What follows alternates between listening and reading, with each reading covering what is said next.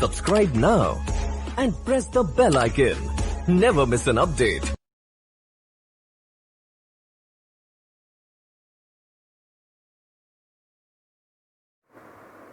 Welcome to Prabhat Sharma classes.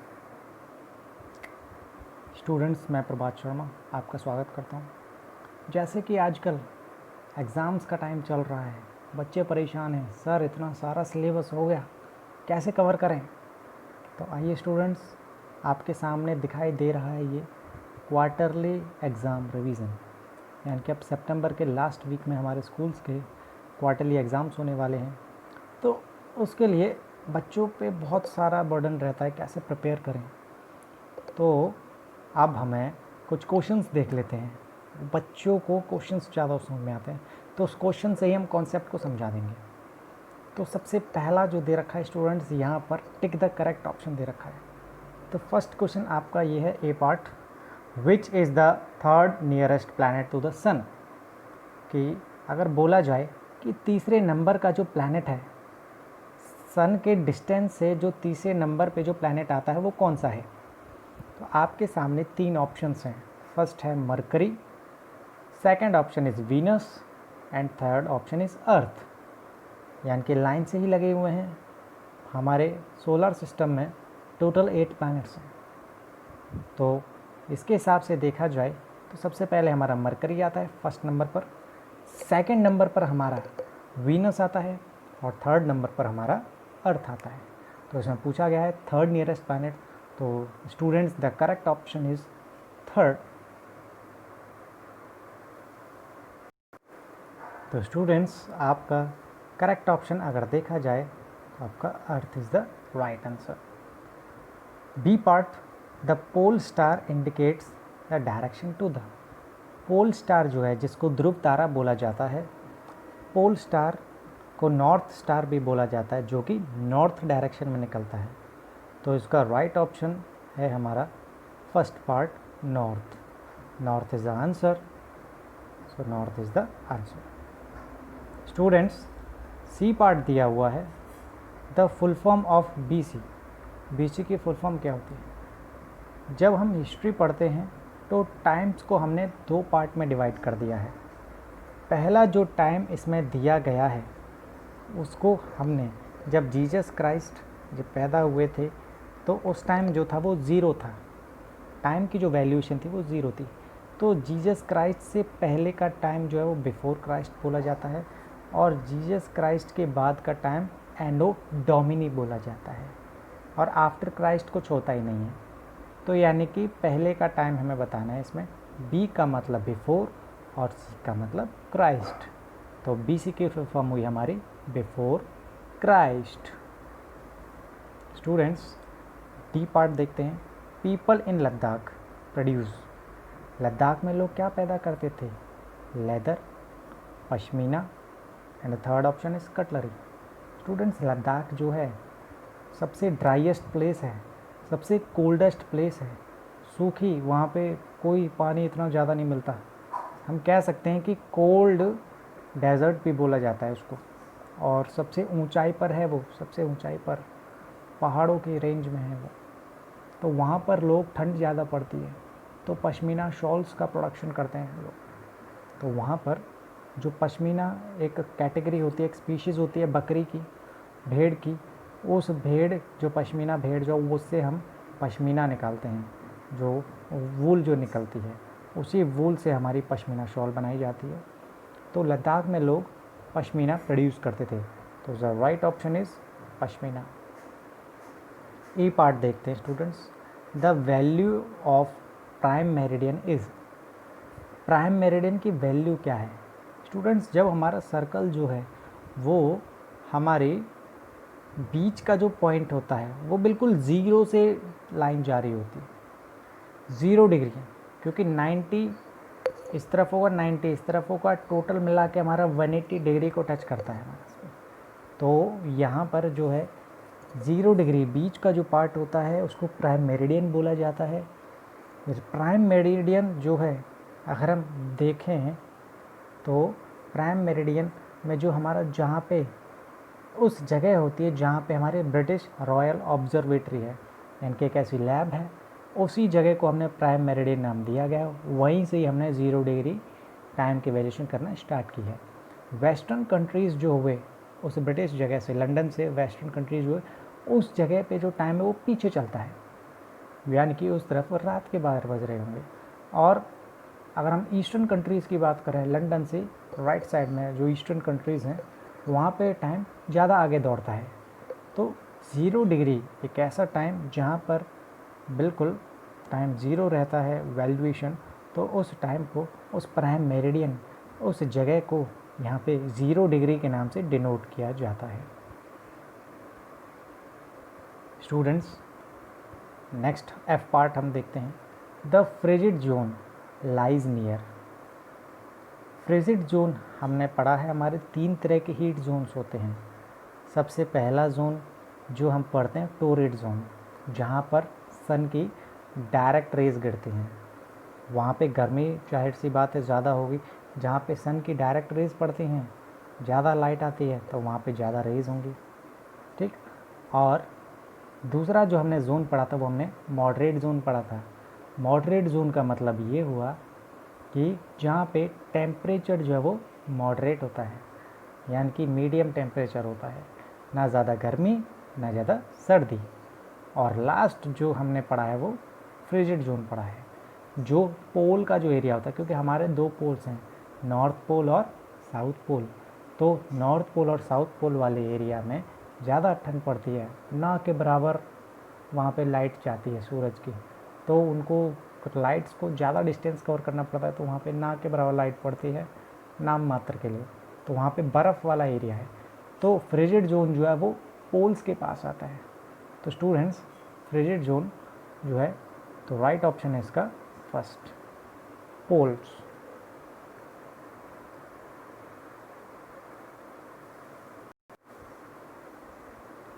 Students, आइए जी part देखते हैं हम।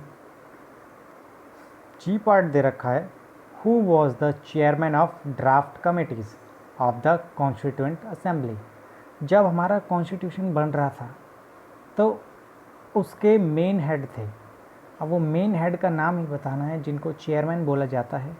कॉन्स्टिट्यूशन जब हमारा बन रहा था, क्योंकि कॉन्स्टिट्यूशन जो है वो बहुत सारे ग्रुप ऑफ पीपल्स के द्वारा बनाया गया था, बहुत सारे लोगों ने मिलकर बनाया था। बहुत सारे लोग विदेशों में गए रिसर्च करने, वहाँ से ऑब्ज़र्व करके लाए कि वहाँ पे कौन सा हमारा लॉ चलता है,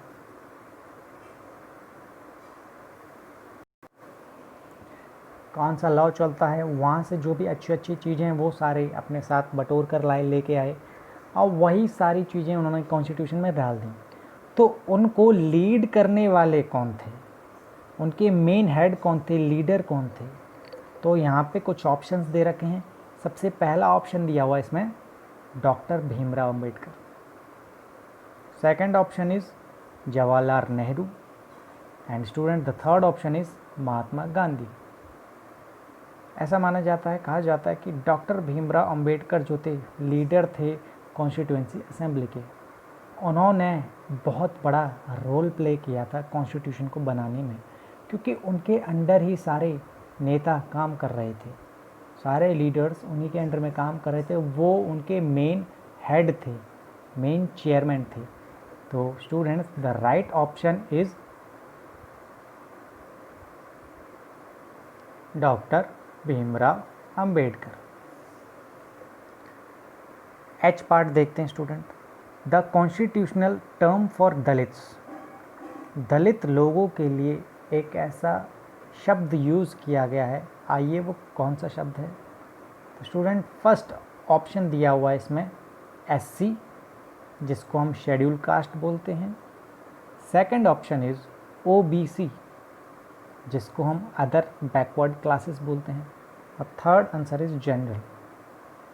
तो students, the correct option is SC, क्योंकि जो इन लोगों से छुआछूत जैसा बर्ताव किया जाता था, तो इनको शेड्यूल कास्ट बोला गया था। इनको कह सकते हैं कि मंदिर में आने तक की एंट्री नहीं थी, पानी पीने तक को नहीं दिया जाता था। लोग मानते थे हमारा धर्म भ्रष्ट हो जाएगा, पानी पिएंगे तो हम गंदे हो जाएंगे, अपवित्र हो जाएंगे, इनके हाथ अगर हमने छू लिया तो। उनमें से बाबा जो हमारे भीमराव अंबेडकर जो थे वो भी थे, उनके साथ भी ऐसे ही केस हुआ था कि उनको भी एंट्री नहीं की जाती थी। लोगों ने पढ़ाने तक को बोला था कि इसको पढ़ाएंगे नहीं हम, क्योंकि ये नीच कास्ट का है, लो कास्ट का है। तो उन दलित जिनके साथ हमारे सोसाइटी में बहुत बुरा हो रहा था, उनके स्टेटस को अपलिफ्ट करने के लिए, बढ़ाने के लिए भीमराव अंबेडकर जी ने बहुत इंपॉर्टेंट रोल प्ले किया था। और कॉन्स्टिट्यूशन में वो वर्ड जो डाला गया था उसको SC वर्ड डाला गया था, यानी कि शेड्यूल कास्ट। इन लोगों को प्रॉपर फैसिलिटीज़ मिले जो आम इंसान को मिल रही हैं। तो student, the correct option is first SC, जिसको शेड्यूल कास्ट बोलते हैं। तो कॉन्स्टिट्यूशन में दलित्स को हम SC बोलते हैं। तो the right answer is SC। Students, next question पे बढ़ते हैं। I part, elected representatives accountable to. इसका मतलब ये हुआ कि जो भी लोग इलेक्ट किए जाते हैं लोगों के द्वारा, जो प्रतिनिधि उनको रिप्रेजेंट करते हैं, क्योंकि पब्लिक को रिप्रेजेंट करने वाले कौन होते हैं? नेता, जिनको हम लीडर्स बोलते हैं। तो उनको रिप्रेजेंट करने के लिए वो किसको जवाबदेह होते हैं, किसके लिए जिम्मेदार होते हैं? लोगों, जाहिर सी बात है, वो लोगों के द्वारा उन्हें चुना गया है, तो जिम्मेदारी भी उनको लोगों के प्रति होगी। तो आइए देखते हैं इसका option. First option is government, second option is judiciary and the third option is the people. Students, तो अपना राइट ऑफ करेक्ट आंसर देखते हैं। थर्ड ऑप्शन है हमारा द पीपल, क्योंकि लोगों के द्वारा चुने गए हैं वो नेता, और उन्हीं नेताओं को बोला गया है द इलेक्टेड रिप्रेजेंटेटिव्स। और वो किन के द्वारा चुने गए हैं? लोगों के द्वारा, द पीपल्स, आम लोगों के द्वारा, जिसको हम पब्लिक बोलते हैं। तो उन्हीं को ही हमने पीपल नाम दिया है। और जिम्मेदार जो नेता होते हैं वो पीपल्स के लिए होते हैं, जिन लोगों ने वोट देकर उनको चुना है। अगर कोई भी गवर्नमेंट डिसीज़न लेती है तो उनकी एक्सप्लेनेशन देना कि गवर्नमेंट ने डिसीज़न क्यों लिया है, उनकी क्लैरिफिकेशन देना, वो हमारे इलेक्टेड रिप्रेजेंटेटिव्स ही करते हैं, नेता करते हैं, जो कि आम पब्लिक को जवाब देते हैं, उनको एक्सप्लेन करते हैं कि गवर्नमेंट ने स्टेप क्यों लिया है। तो the right answer is the people. J part देखते हैं। One country associated with term apartheid system was. एक ऐसा देश जो अपार्थेड सिस्टम से घिरा हुआ था। अपार्थेड सिस्टम क्या होता है स्टूडेंट्स? लोगों के साथ कलर के बेसिस पर भेदभाव करना, रंग के बेस पर भेदभाव करना। कोई काला है, कोई गोरा है। काले लोगों को पहले कम इम्पोर्टेंस दिया करते थे, गोरे लोगों को ज़्यादा इम्पोर्टेंस दिया करते थे। तो ये सिस्टम बहुत ही बेकार था और बहुत लोग इससे पब्लिक परेशान थे, काले लोग, क्योंकि उनको ज़्यादा इम्पोर्टेंस दी जाती थी गोरे लोगों के लिए, वाइट पीपल्स को। तो ये साउथ अफ्रीका में हुआ था ये सारी चीज़ें, और काले लोगों को कम इम्पोर्टेंस दी जाती थी, ब्लैक पीपल्स को। और इनके लिए जो मेन पर्सन जो थे, जिन्होंने इस सिस्टम को हटाया और लोगों को फ्रीडम दिलाई, स्वतंत्रता दिलाई, तो हमारे नेल्सन मंडेला थे। आगे चलकर वो बहुत बड़े पोस्ट पर मंत्री बने, नेल्सन मंडेला जी। वो देश जो था, जो इस प्रॉब्लम को सफ़र कर रहा था, तो वो जो देश जो था हमारा साउथ अफ्रीका था। स्टूडेंट्स, इसमें 3 ऑप्शन दिए हुए हैं। First option is South Africa, second option is Japan and the third option is Italy. So the correct answer is South Africa. Students, now we move to our next question. K part दिया हुआ है, occupation of village people. लोग गांव में क्या करते हैं? जाहिर सी बात है, लोग जो हैं, लोगों के खेत होते हैं, ज़मीन होते हैं जिस पे वो खेती करते हैं, अपनी क्रॉप्स को उगाते हैं, फसल को पैदा करते हैं। वीट, राइस, बार्ले, गेहूँ, चावल, धान, गन्ना, बाजरा, ये सब प्रोड्यूस करते हैं। तो किस पे करते हैं? ज़मीन पर करते हैं, क्योंकि ज़मीन उनके लिए देवी होती है, भगवान होती है, रोज़ी रोटी होती है, तो वो वहाँ पे खेती करते हैं। आइए स्टूडेंट इसका ऑप्शन देखते हैं करेक्ट आंसर। फर्स्ट ऑप्शन दिया हुआ है agriculture, second option is banking and third option is manufacturing. Banking में पैसे का लेन देन किया जाता है, पैसे जमा किए जाते हैं, निकाले जाते हैं, लोन लिया जाता है। मैन्युफैक्चर में गुड्स को मैन्युफैक्चर किया जाता है, वस्तुओं को बनाया जाता है। बट एग्रीकल्चर में लोग फसलों को पैदा करते हैं, क्रॉप्स को प्रोड्यूस करते हैं, और गांव के लोग क्रॉप्स को प्रोड्यूस करते हैं। तो उसका right option, so students first option is correct, agriculture. Students I question पे देखते हैं। The movement of the earth is known as. अब अर्थ का मूवमेंट इसमें बोल रखा है, इसमें एक चीज़ मिसिंग है स्टूडेंट, एक्सिस की बात आई है। अगर अर्थ अपने एक्सिस पर घूमती है, अपने खुद की ही अक्ष अपने एक्सिस पर घूमेगी अपनी ही। फॉर एग्ज़ाम्पल जैसे हम फिरकनी लेते हैं तो वो उसमें अगर हम डंडी लगा देते हैं तो अपने ही एक्सिस पे घूमती है। तो यहाँ पर वही पूछा गया है, अर्थ जब अपने एक्सिस पर घूमती है तो उसको क्या बोला जाता है।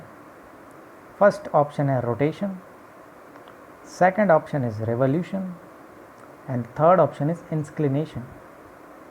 स्टूडेंट रोटेशन में दिन और रात होते हैं, अपने एक्सिस पे घूमती है। रेवोल्यूशन में पूरी साल चेंज होती है, जिसमें हमारे सीजन्स आते हैं, कभी गर्मी आती है, कभी सर्दी आती है, कभी स्प्रिंग सीज़न होता है, कभी ऑटम पतझड़ सीज़न होता है। तो रेवोल्यूशन की वजह से होता है। और इंक्लिनेशन का मतलब ये हुआ कि जिस एंगल से हमारी अर्थ घूम रही है, हमारा इंक्लिनेशन हुआ। तो मूवमेंट जो है अर्थ का, वो यहाँ पे एक्सिस की बात की गई है, तो अपनी एक्सिस पे जब अर्थ घूमती है तो उसको रोटेशन बोला जाता है। So the students the correct answer is first part, rotation.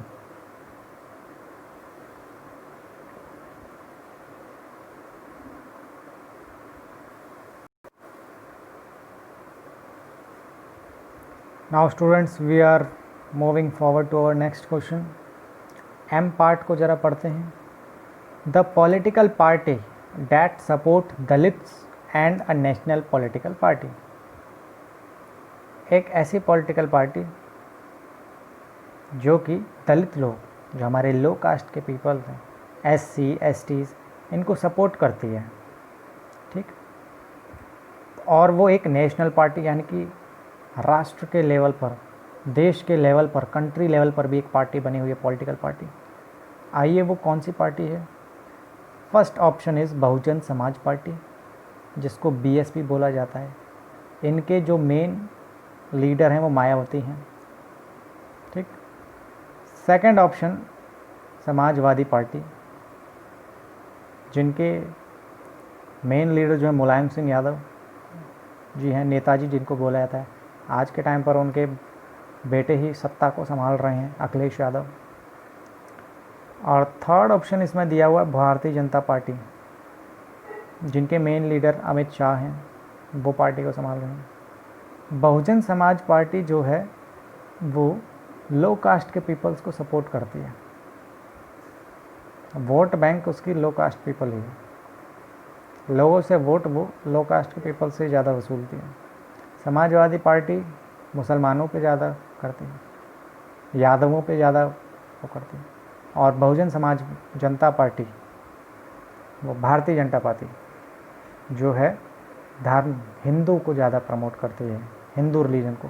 तो यहाँ पे हमसे सवाल पूछा गया है कि लो कास्ट के पीपल्स को, यानी कि दलित्स को कौन सपोर्ट करता है। So students the correct option is first option, Bahujan Samaj party. उसको BSP बोला जाता है। उनकी मेन लीडर जो है वो कौन है, Mayawati ji. Next N part पर देखते हैं इसके। In a crisis situation, problem की कंडीशन में the most important role is that of. सबसे इम्पॉर्टेंट ड्यूटी कौन निभाता है। फर्स्ट ऑप्शन इज़ वोटर, क्या वोटर निभाएंगे। Second option is leader. Students यहाँ पे लीडर की स्पेलिंग लीडरर हो गई है, गलत हो गया, अपने आप करेक्ट कर लेंगे।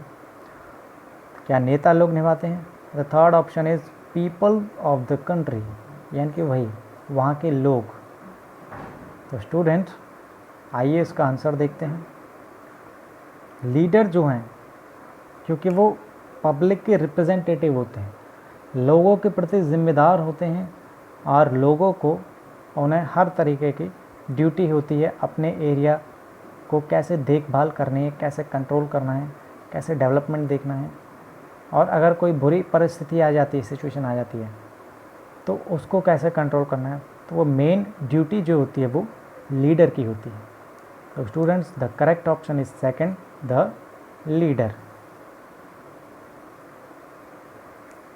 ऑप्शन सही से बच्चे लगाएं और जो करा रहा हूँ वही प्रिपेयर करें, वही टेस्ट में आएगा। तो बच्चे ज़रा ध्यान से इन सभी क्वेश्चंस को करने हैं। Students now we are moving forward to our next question.